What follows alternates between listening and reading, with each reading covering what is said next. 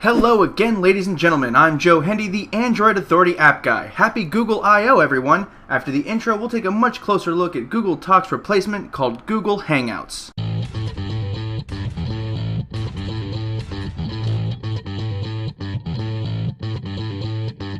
So does everyone remember when we all thought this was going to be called Babel? Those were good times. When you first open Hangouts, you'll be greeted with a fresh new interface. It opens to your current conversations, then you can slide to the right to start a new Hangout, which is the new lingo for starting a new conversation. When you slide to the right, you can see your most frequently contacted acquaintances, and below that is everyone else in your circles. If you're like me and have a lot of people circled, this list can get pretty gigantic. You can tell if a contact is online if their profile picture is slightly faded or fully clear. Slightly faded means unavailable, while fully clear means the equivalent of the green dot in Google Talk. Once you open a conversation, you can slide back to the left to get back to the active conversation list. You can click on the plus sign at the top to start a new Hangout. To archive conversations, simply slide them off the screen. These can be viewed later in the Archived Hangouts section. Next to the plus sign is the three-dot menu button. Click it to access things like archived Hangouts, Hangout invites from other people, and you can even set notification snooze for a period of time so you don't get notifications for a while. So if you were to say sleep, set it for 8 hours and Google Hangouts will not bother you until you wake up. There's really nothing all that special about the settings menu. Essentially all you can do there is change your notification behaviors like ringtone and vibrate controls.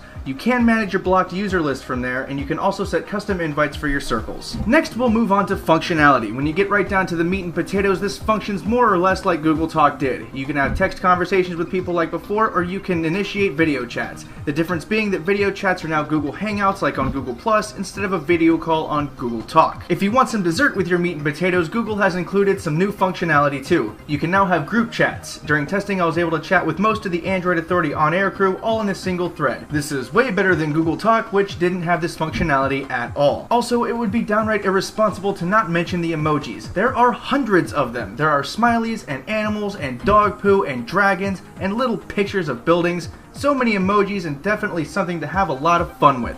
In the Chrome extension, you can make unicorns dance across the chat window. Sadly, dancing unicorns is not part of the mobile app experience. The last thing we'd like to mention is the ability to now send images directly over the app. This functionality wasn't really there in Google Talk, requiring people to post pictures elsewhere and then paste links. Now you can share right from your device. Just click the camera button next to the text entry box to do that. Overall, the new Google Hangouts app is a big improvement over the old Google Talk method. Unfortunately, we've seen a few launch problems. My HTC One didn't get switched from Talk to Hangouts for a full day after I updated, while my Nexus 4 updated right away. There have been some other temporary issues reported too, which has really dulled the excitement of the release. However, once these issues get ironed out, there will no doubt be a more positive outlook on Google Hangouts. The only potential issue is the SMS support, which is still a toss-up. We don't know yet if it'll get added, but if it does, iMessage be damned, because there will be a new universal message champion. If you want to get it, just update your Google Talk app to the new Google Hangouts, or just go get it from the Google Play Store. For those of you updating from the old Google Talk, it may take a day or so for the new interface to pop up. So keyword here, ladies and gentlemen, is